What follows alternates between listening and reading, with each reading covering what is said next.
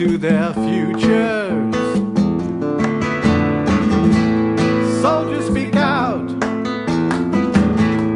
Soldiers speak out. Soldiers speak out. All right, so I want to thank you all for being here tonight and for showing up to hear Marjorie Cohn speak about her book, Rules of Disengagement. Marjorie's the president of the National Lawyers Guild, who's having their national meeting here up in Seattle. So, and we're also dealing with two situations or two prisoners at Fort Lewis, Leo Church and Travis Bishop, who are being held under some pretty shady circumstances. And James Brannum, who's their attorney, is going to be speaking about that. And we're going to do a pass the hat for their legal defense fund. And so, if anyone has any spare change or bills or credit cards that aren't maxed out that they want to throw in there, we'll pass this out here as soon as James starts speaking about these two soldiers and their situation. And as always, I'd like to encourage you to support GI Voice and Coffee Strong by becoming sustaining donors. It allows us to put on have this space to put on these events. So, and these forms will be available up at the counter. Also, Marjorie's book will be available for a $15 donation up at the counter. If any of you would like to purchase one, I strongly suggest you get it from us instead of Barnes & Noble or Amazon or one of those big faceless book peddling corporations. So right now, James is going to come up and talk about Leo and Travis. Well, first of all, I want to thank everyone for coming out. This is a wonderful turnout, and really encourage that folks care so much about the issue of GI resistance and what the importance that has, not just for those individuals and their conscience, but for all of us. Because what they're fighting for is the end of all wars, and this is a really important thing. Tonight, I'm here specifically to speak about my clients, Travis Bishop and Leo Church. I'm going to try to be brief, but I will tell you that there's a lot here, a lot more than I can tell tonight. So I encourage you. We have a website for them, both of them, freetravisbishop.wordpress.com and freeleochurch.wordpress.com to tell us more about it. Or if you get home in time, watch the evening news. We have some good stuff about them there. Anyway, though, I want to begin with Travis Bishop. Travis Bishop grew up in Louisville, Kentucky, joined the Army like a lot of people for good opportunities and wanted to fight for his country. Went to Iraq, believing in the mission. But when he was in Iraq, he realized that there are some other things at play. His conscience began to bother him. He started asking questions. And you'd be fair to say his conscience wouldn't let him up, let him off the hook. So he came back to the U.S., was still in the Army, was doing his job. It still bothered him. Something was eating at him. He's saying, I can't do this, I can't do this, I can't do this. But he thought, I got to do this. I'm in the Army. I swore the oath. I signed on the dotted line. I have no choice.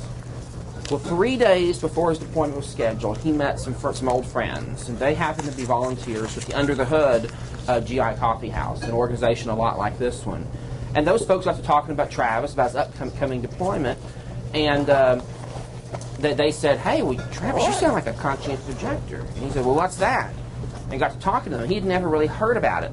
He remembered one time they mentioned it at MEPS, and that's all he knew about it. So they described it to him, and he says, yeah, I am a CO. But now he's 3 days until his deployment. And how in the world can you effectively write a good CO application in 3 days? Not only that, his best friend in the world was in the unit. His friend had the same doubts at the war, but had already resolved he was going to go and fight. And so Travis talked to me, talked to another attorney, talked to volunteers from Under the Hood. None of us told him what to do, because it's his life. We told him, hey, here are the consequences. We're here to help you either way. But the last time I talked to Travis, that time, I thought Travis was getting on the plane. In fact, I told him, as soon as you get to Afghanistan, you send me an email once you're able to. We'll keep this going. You can still file for CO status in Afghanistan. Well, about 24 hours later, I get a text message from him, later a call. He went AWOL. Instead of getting on the plane, he got in his car, drove off. And he ended up being gone for about a week. During that time, he took the time to write a good CO application, And then at that point, I went with him. We turned him in to the base at Fort Hood. Travis made clear to them from the get-go that I'll do everything I'm supposed to do, but I'm not going to deploy. And they pretty much offered him, hey, if you deploy, all is forgiven. Now, he wouldn't do that. So basically at that point, he's facing trial, facing serious charges of desertion. Because in his case, they said that he left with the intention of shirking hazardous duty. Now, we tried the plea bargain, couldn't get a good plea bargain. So at that point, we talked about, I told Travis, hey, Travis, do you want to plead guilty, a naked plea? We'll probably get some brownie points, maybe get a little time off your sentence, or do you want to plead not guilty? And we thought about it, along with him, discussed it back and forth, and finally decided, let's go for it. Let's plead not guilty. And it was something that Travis, he felt like if I'm going to go to jail, I want it to mean something. And so he decided, we started thinking, well, what points can we make with this? And actually, I can tell you, Marjorie and Kathy Gilbert's book, that book helped us a lot, because it helped us to kind of think creatively, well, what point could we make with this trial? And what we came to the conclusion of, and the argument we decided to make was that Travis was never trained on his right to file for CO status. And since he was never trained on that right, effectively he didn't have that right. If the soldier doesn't know what a conscious objector is, how in the world can he ask about it? He can't. And so we argued it's a little bit like Miranda. You think about when a cop is arresting someone, and they have to say, you have the right to remain silent. The courts have said that because dealing with a cop is scary. And most of us forget everything we're dealing with a cop. So the courts have said that you need to be reminded of that moment, and you need to have it explained to you. Not just say, hey, you got the Fifth Amendment, and move on. No, you have to explain it. Our argument is a soldier should, at several points in his or her military career, should have their right to file for CO status explained and discussed. That didn't happen. So at trial, we made that argument. And we made it every which way we could. The judge, of course, did not like that argument, but he let us explain that out quite a bit. In the end, though, he told the jury, you're not allowed to consider this issue. Conscious objection is not a defense to desertion. So they came back, said guilty. They came back then on the sentence and gave him the maximum in the kind of court-martial order in 12 months in jail. Now, you'd think that's the end of the story. The Army certainly thought so. They thought they were going to shut Travis up. Travis Bishop continued to speak out, first in the Bell County Jail in Texas, and then here at Fort Lewis. One thing, he's been organizing in the jail, talking to other inmates. He had a discussion group going on at Bell County, and the last time I talked to him very recently here at Fort Lewis, he's getting everyone in the brig to read Civil Disobedience by Thoreau, and they're just talking about it. And everyone's taking turns checking it out from the library because there's only one copy. So they take turns, and then they talk about it. Everybody is talking about that book, and they're talking about other things, too. Travis is also talking about starting a Fort Lewis Brig chapter of IVAW. So some pretty cool stuff. He's also writing a blog from jail. Now, you're saying he doesn't have access to the internet and not allowed to talk to the press. Well, he is allowed to talk to his lawyer, at least theoretically.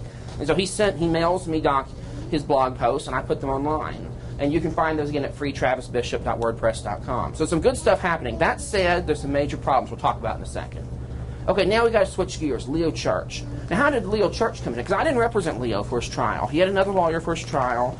However, what happened was Travis, being the busy beaver that he is in jail, organizing, he met Leo, talked to Leo, and Leo found out that Leo got really screwed too, and Leo wants to fight back. So that's how I got involved in his case, and I'm helping him on the post-trial side of things. But Leo Church's story, way more complicated than I can tell here. I'm going to give you the 30-second version. And that is that when he was in the Army, he discovered that the mother of his children and his children were homeless, living in a van in the Dallas-Fort Worth area. The kids had lice. Things were going downhill fast.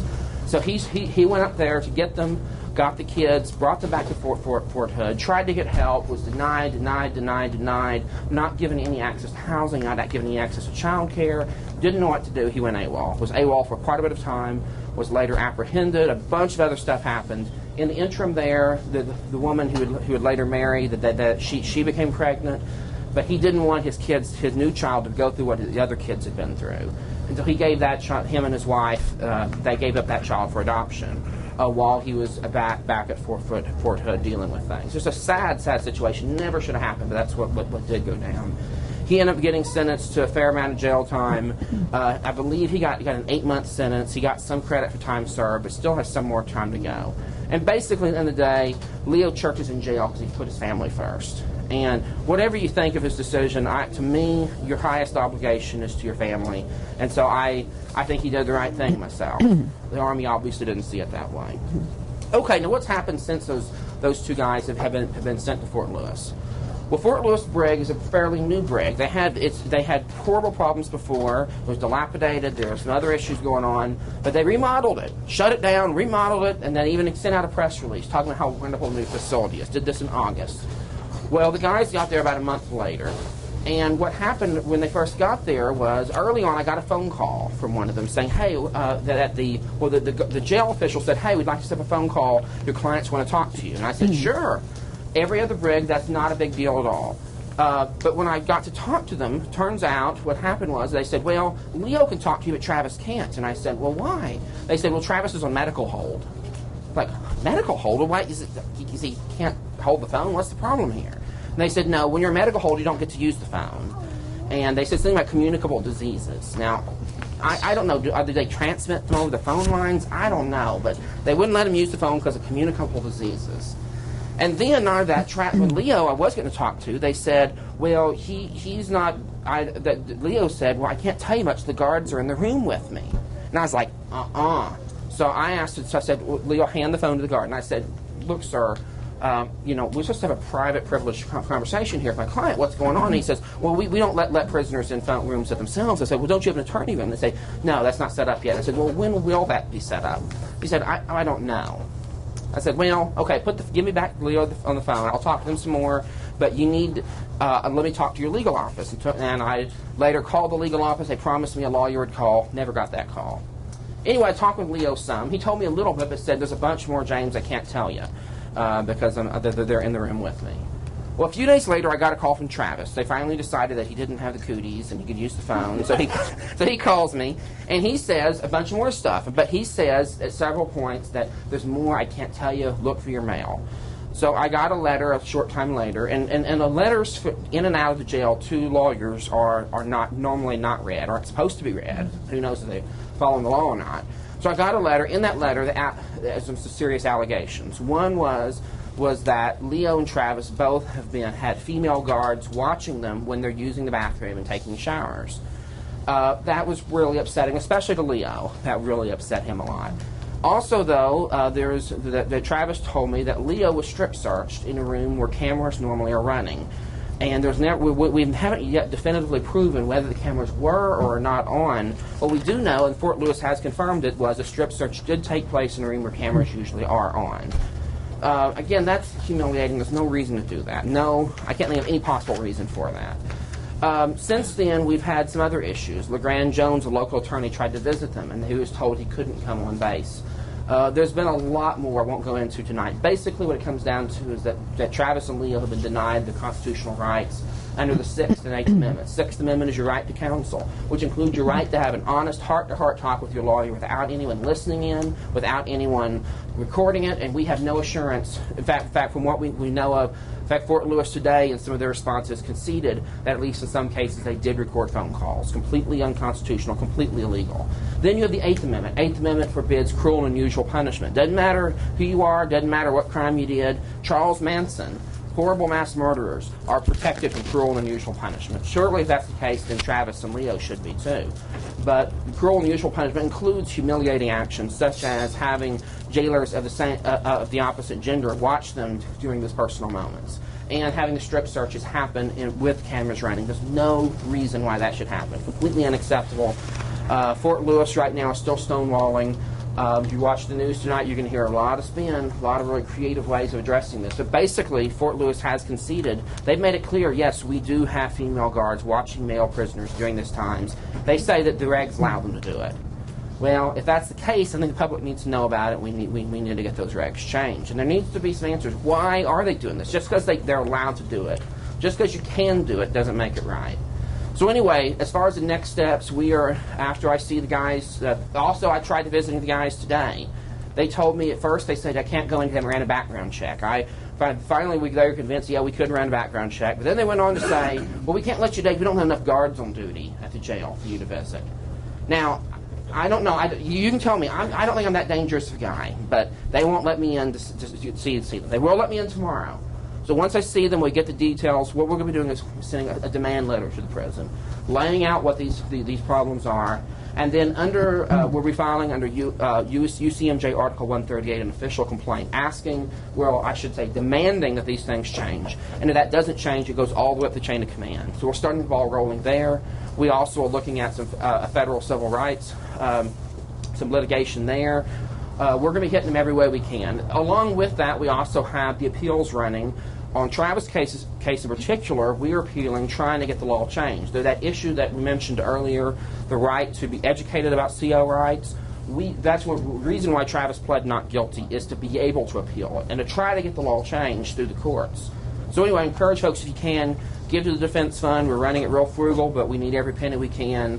And I appreciate your time, and we're now ready for Marjorie.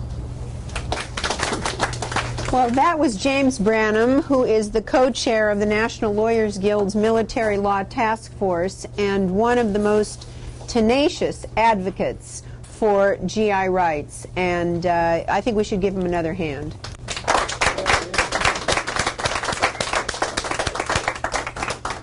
I would love to know if the regs also allow male guards to watch female prisoners when they're in the showers and they're in the bathrooms, and I would venture to guess that if that were the case, all hell would break loose. It's absolutely outrageous, and not only does it violate the Eighth Amendment against cruel and unusual punishment, but it also violates 3 treaties that the United States has ratified. And remember George Bush and what he thought of treaties? Well, he had never read the Supremacy Clause of the Constitution, which says that treaties shall be the supreme law of the land.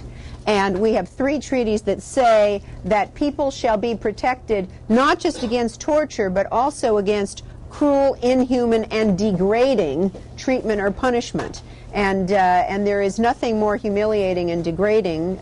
Well, maybe there are things that are as humiliating or more humiliating and degrading than being watched by someone of the opposite gender while you are in the bathroom, while you're in the shower. So I wish you a lot of luck and support in those cases, and I'm very proud that the co-chair of the National Lawyers Guild's Military Law Task Force is working so hard to vindicate these rights. I want to say that I'm delighted to be back here. I was here a year ago for the grand opening of Coffee Strong, and Aaron Watata was here that day, and I know that he has finally been discharged from the military after a long fight. And I want to congratulate you on Coffee Strong. It's a wonderful endeavor, and it looks, I mean, a year later there are computers, and it just really looks like a place that people have settled into in a very, very significant way. And I'm going to talk a little bit about what happened during the Vietnam era and what's happening now. And some of these themes are of course covered in our book, and these coffee houses, of course, are really central to the GI movement. I want to first say that my co-author, Kathleen Gilbert, is the other co-chair of the National Lawyers Guild's Military Law Task Force, and she could not be here for health reasons. She's in San Diego. But she is one of the leading experts in the country on military administrative law, and so the book is a combination of both a political analysis and also a very useful guide for GIs and service members to use in dealing with and grappling with a lot of the issues that they face. Now, people ask Kathy and I, well, why did you write this book? And both of us are veterans of the anti-Vietnam War movement. And during the war, it was the anti-war movement, and particularly the GI movement, which was really the heart of the anti-war movement, that helped to end, in a major way, helped to end U.S. involvement in Vietnam. And you're going to see some of the same themes today, but the U.S. war in Vietnam was an illegal war. It violated the UN Charter. The UN Charter is a treaty that we've ratified and therefore part of U.S. law. And the UN Charter says that a country can invade another country only in 2 instances. 1, when it's acting in self-defense, or 2, when the Security Council approves. And neither of those two things was present before the United States invaded Vietnam. Now, South Vietnam was not a separate country, and under the UN Charter, that is very significant. The North did not invade the South militarily until after the United States had introduced troops. And you've probably all heard of the Tonkin Gulf incident, which was staged as a pretext to get us into that war. And as soon as that trumped-up charge that the North Vietnamese had attacked one of our boats in the Gulf of Tonkin — you wonder what they were doing in the Gulf of Tonkin, our boats — the Congress quickly passed the Gulf of Tonkin resolution, and there we were, involved in Vietnam. Now, during the Vietnam War, the rules of engagement — and this is a takeoff — the title of our book, Rules of Disengagement, is a takeoff on Rules of Engagement, which set the parameters and the rules for military, for warfare. And the rules of engagement during Vietnam were called free fire zones, which means you shoot at anything that moves. And because of those rules of engagement, if you can even call them rules, war crimes occurred, including notoriously the My Lai massacre, where 300 to 500 men, women, and children were killed in the small village of My Lai, and then the U.S. government spent a year covering it up, including Colin Powell participated in the cover-up, until the story was broken by Seymour Hersh of The New Yorker. And because after the My Lai massacre, many GIs felt, when it came to light, many GIs felt betrayed by their government, and a tidal wave of resistance occurred. And during the Vietnam War, most of the, I don't know about most, but many of the people who were over there fighting had no idea what they were fighting about or for. And in order to motivate the troops, the military brass would use racism very effectively. They would objectify the non-white enemy, the North Vietnamese, and call them the gooks. And so when you were going to kill a gook, it was not like killing a human being. And that was one of the pernicious ways that they motivated the soldiers. There was also plenty of sexual harassment and sexual assault. And so the GI movement grew. Large numbers of service members just refused to fight. And the Department of Defense estimated that more than 500,000 people deserted from the U.S. military during the Vietnam War. Part of that GI movement, and a really central part of it, were the coffee houses, the GI coffee houses, which sprouted up all over the country and anywhere there were large concentrations of U.S. GIs in military bases, in the Philippines, in Japan, in Germany, all over. And also these newsletters, GI newsletters, where they would share information about resistance. And the coffee houses were kind of centers where they could get together and eat and drink and compare stories and support each other in their resistance. And they were very, very important. The military counseling centers also sprung up, and notoriously the National Lawyers Guild Military Law Project, which has since become the Military Law Task Force. And we had projects in the Philippines, in Japan, all over. And this was the precursor of today's Military Law Task Force. And in fact, at the present time, our Military Law Task Force of the National Lawyers Guild counsels thousands of GIs every month about what their rights are, what happens if you go AWOL, if you desert, how do you apply for conscientious objection, and they are counseled. 58,000 Americans died in Vietnam, and many, many more came back with post-traumatic stress disorder, or PTSD. Although that disease really wasn't given a name until years after the Vietnam War ended.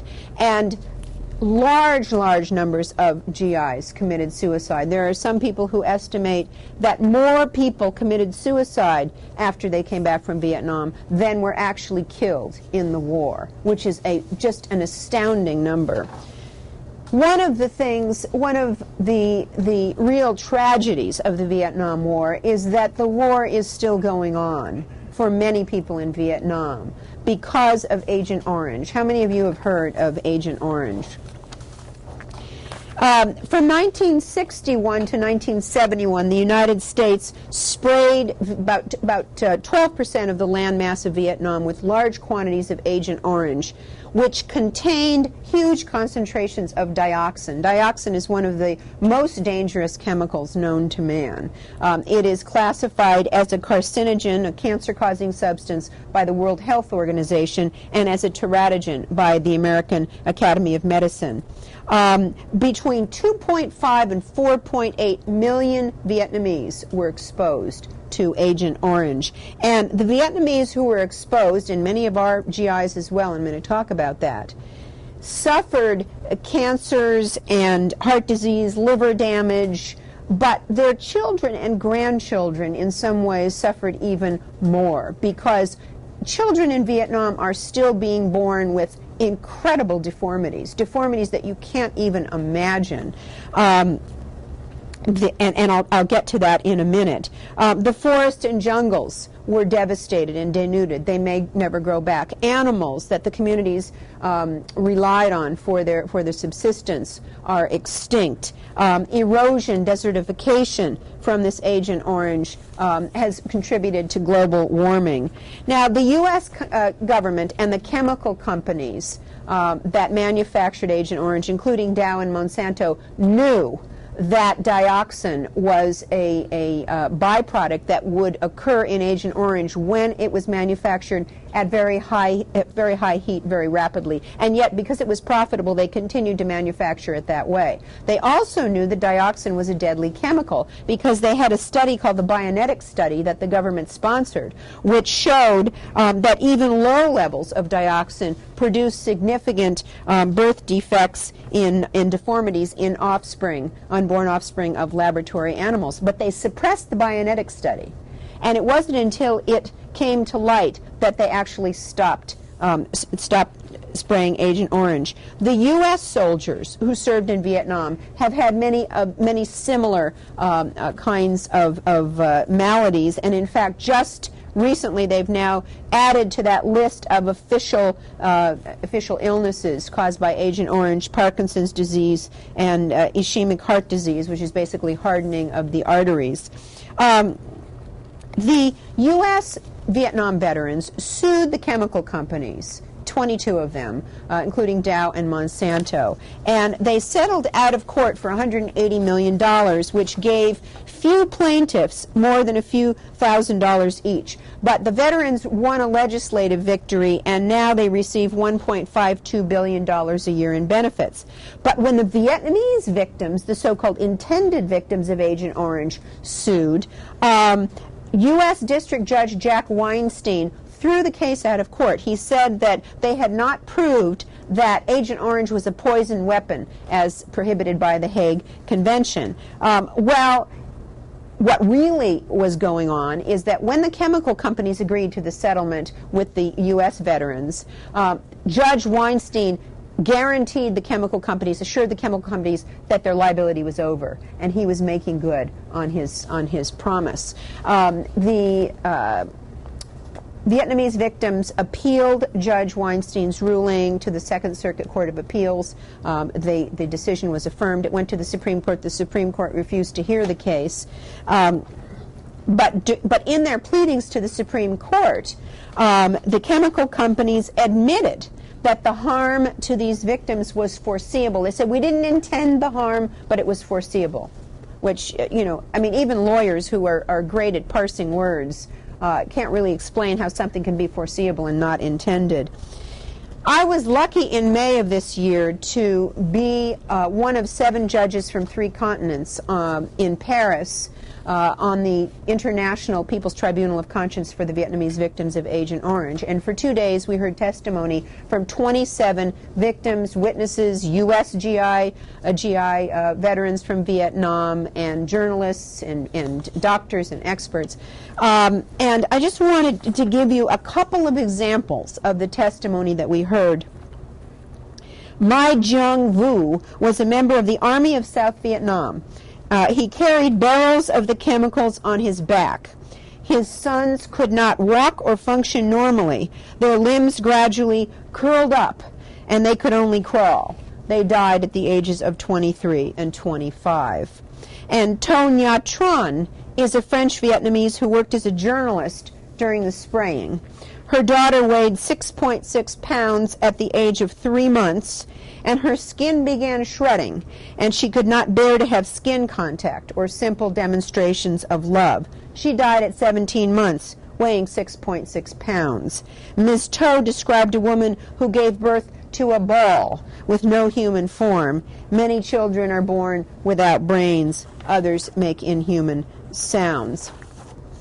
According to the World Health Organization, only 1 to 4 parts per trillion of dioxin in breast milk can cause severe deformities in fetuses and even death, but up to 1,450 parts per trillion are found in maternal milk in Vietnam.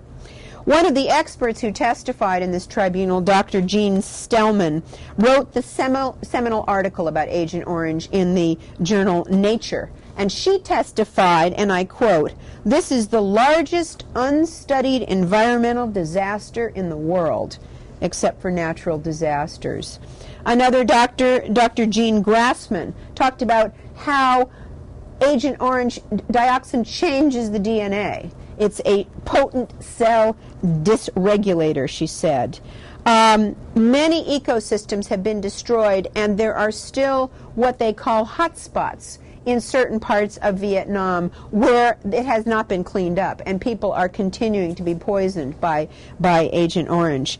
In 1973, President Richard Nixon promised $3.25 billion in reconstruction aid to Vietnam without any preconditions. That aid was never forthcoming.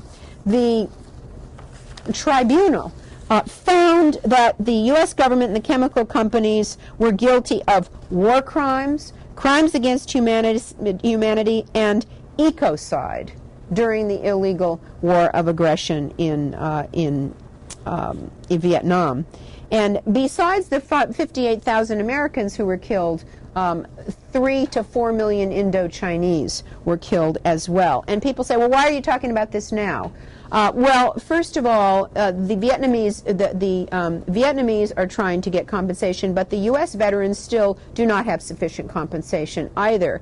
And the second reason is that we're continuing to do this. We're now using depleted uranium. We used it in Yugoslavia, we're using it in Afghanistan, and we're using it in Iraq. And so we're creating another ecocide, another disaster. We're using cluster bombs, we're using white phosphorus gas, and other poison weapons, chemical weapons. Today's wars, and I want to use this as to segue into today's wars, like the Vietnam War, are also illegal. We hear a lot about how, well, Iraq, it was not really being prosecuted very well. It was really a mistake. Well, it was illegal.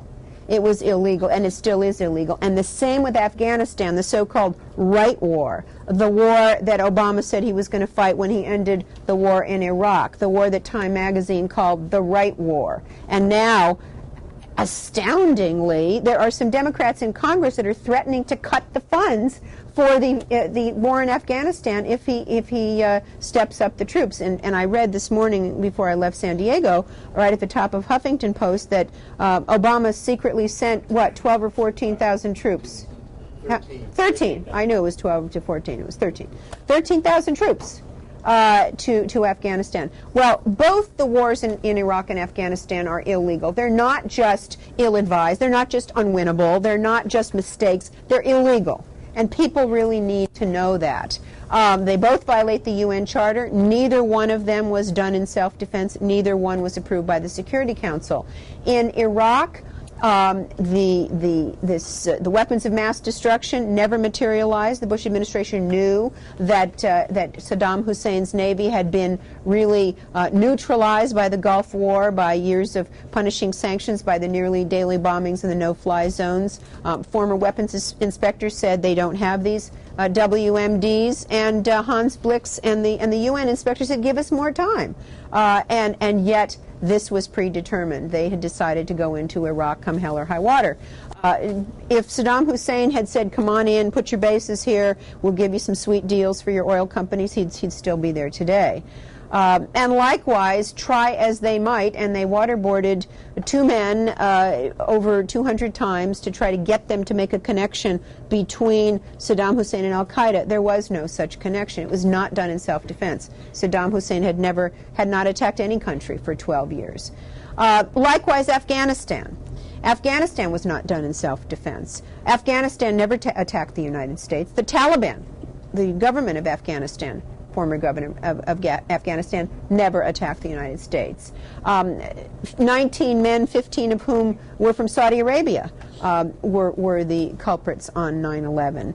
And yet, the Bush administration said to the Taliban, you're harboring Osama bin Laden, he's responsible for 9/11, turn him over to us or we will attack you. They didn't turn him over, and so we attacked. And most Americans said, well, that sounds logical. Well, let's say that in 1979, after the Iranian Revolution, which threw out the Shah of Iran, the vicious Shah that the United States had put there in 1953 after the CIA engineered a coup against a democratic government. Let's say that the Shah, hypothetically, came to the United States to get asylum, and let's say hypothetically that he was given cancer treatment. That part of it is not hypothetical, but then this part is. Let's say the new government of Iran in 1979 had come to the U.S. government and said, you're harboring a terrorist, a torturer, which he was, and turn him over to us or we're going to attack you. And let's say that we didn't turn him over, and let's say that they attacked us. That attack would be just as legal as a so-called Operation Enduring Freedom. And that's really important to understand, that it's not just ill-advised, and of course no country's ever conquered Afghanistan. It's not a smart war, but it's also an illegal war. And it's claiming the lives of many, many of our people and many people in Afghanistan, and it has to end.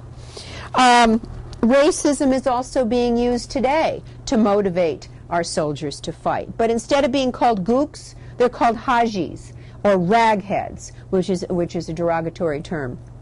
And macho, and this is explained, we have a chapter on racism and on sexual harassment and sexual assault in the book.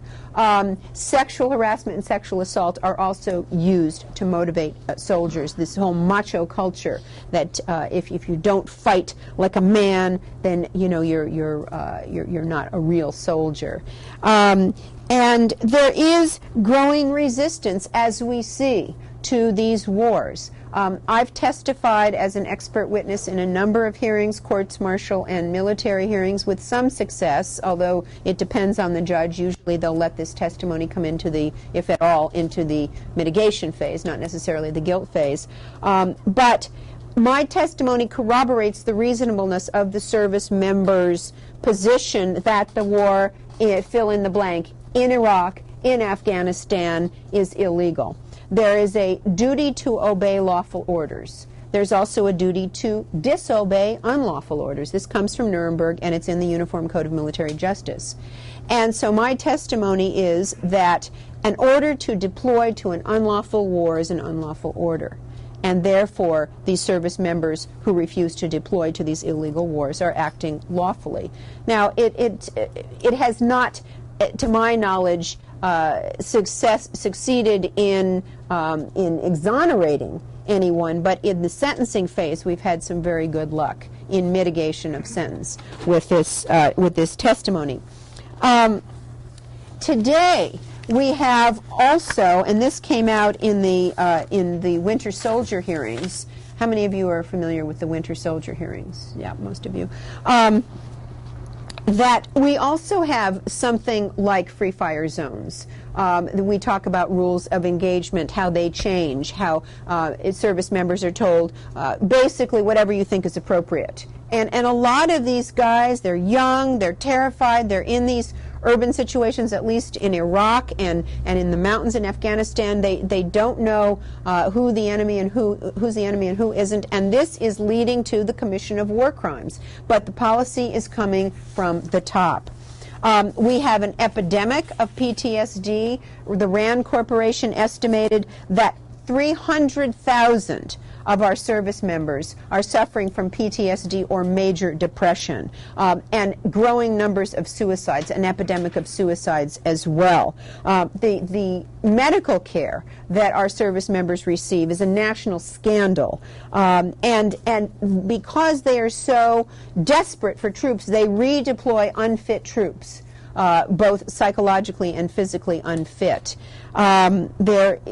People say, well, we don't have the draft today like we used to during the 60s and 70s. We don't have the draft, but we have what's called the poverty draft, where the military recruiters prey on kids, especially kids from socioeconomic backgrounds where they may not have a lot of options in terms of money for school, money for college, jobs. Many kids who are non-white, and so this is really a poverty draft. And there's this great story that, and the recruiters lie. They sign them up in the delayed entry program when they're in high school, and they say, if you change your mind when you graduate, you don't have to go in. And then a kid graduates and decides he doesn't want to go in, and they lie to him. They say, oh no, you have to go in. Or they kidnap them in some instances and take them in and make them sign up.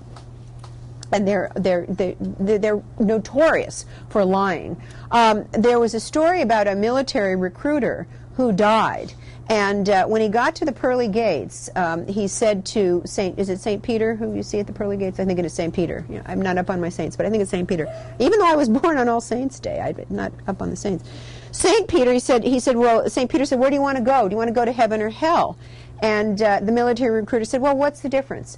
And so the St. Peter said, well, here's a little snapshot of heaven. And, you know, it was very quiet and pastoral, and there were sheep and, shepherds, and it looked kind of boring. And then he said, well, what about hell? And he gave him a little bird's eye view of hell. And it was kind of like Yosemite, climbing cliffs and rappelling off of rocks and big waterfalls. It looked a lot more exciting. And so the recruiter said, yeah, I think I'll take hell. So he gets to hell, and they open the door, and he walks in. It's all fire and brimstone. And he says to St. Peter, well, what is this? He said, oh, that was just the recruiting film. I love that one. Okay, so the stop loss, you're all familiar with stop loss, where people are going back for third, fourth, fifth deployments, and then coming back with even worse medical problems. The forms of disengagement. Disengagement can basically take different forms. Three different forms are: one, the disengagement of the U.S. military from Iraq and Afghanistan. Secondly, the personal disengagement from illegal and immoral wars, personal disengagement of individual service members. And third, in some instances, disengagement from the military itself. One of the most potent forces, and we have a chapter on them in this book, are the families, the parents, who have mounted a huge counter-recruitment movement, who have educated parents all over this country about how they can opt out of the provision in the No Child Left Behind Act, which requires high schools to turn over contact information for kids to the Department of Defense. The No Child Left Behind Act, which was written to make sure that no child was left behind when the ship sailed for Iraq and Afghanistan. So just to close now, and then I want to open it up for questions. Obama is a politician. and politicians respond to pressure. And don't get me wrong, I'm very glad that we don't have McCain and Palin in the White House. So, I mean, we have to keep this in perspective. But Obama gets pressure from both sides, and if most of the pressure comes from the right, and there is plenty of pressure out there from the right, that's the way he's going to move.